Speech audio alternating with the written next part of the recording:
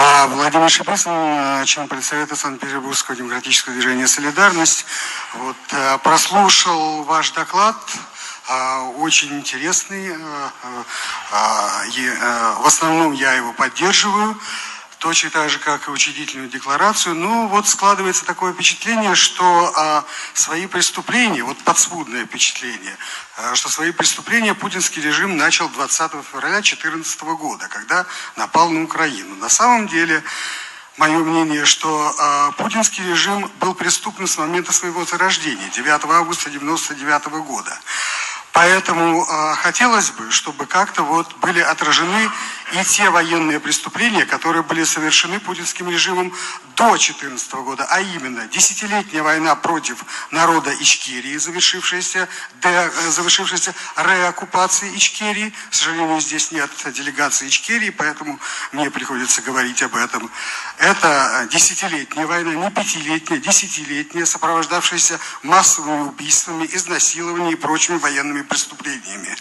И второе, это более короткая война, пятидневная война против независимой Грузии, завершившаяся также оккупацией Абхазии и Самочебло. И в связи с этим предложение. Тут предлагается 4 группы по расследованию преступлений в информационной сфере. Можно Хорошо, я на секунду? Нет, я вас не прерываю, я просто хочу сделать реплику, вы дальше продолжите обязательно. Я хочу сделать реплику, которая, может быть, изменит характер нашего обсуждения. Дело в том, что обычно документы принимаются двумя способами. Либо мы голосуем каждую поправку по каждому абзацу, это классический вариант, либо второй вариант. Мы делаем две вещи. Мы голосуем за основу, и все желающие входят в редакционную комиссию, и дальше мы принимаем все поправки уже в рамках редакционной комиссии. У меня предложение избрать второй вариант, потому что, так проще, из голоса поправки довольно тяжело слушать. Хорошо, я пользуюсь случаем, чтобы дальше вы продолжите. На самом деле, вне всякого сомнения, мы рассматриваем преступление путинского режима не с 2014 года. Это ошибочное впечатление, потому что, видимо, я плохо объяснил, что такие преступления, как, например,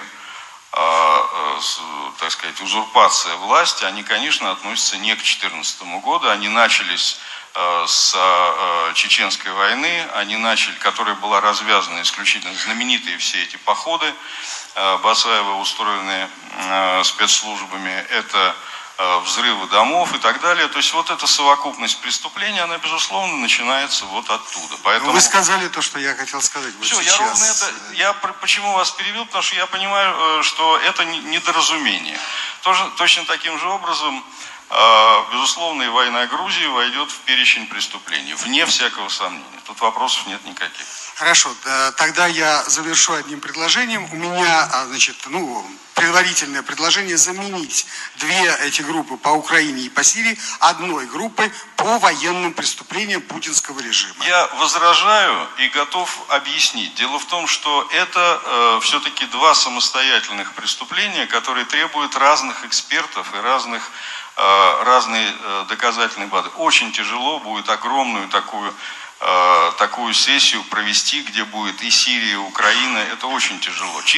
Чисто инструментально это очень тяжелая история. Я боюсь, что просто мы не найдем перечень экспертов достаточных, которые смогут и то, и другое.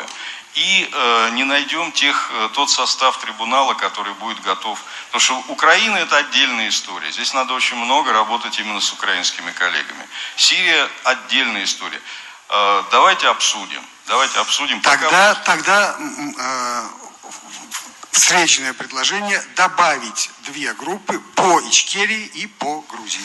Я думаю, что нет возражений. Мы это можем сделать. Просто здесь вопрос последовательности заседания. Спасибо. Пожалуйста. Вам спасибо.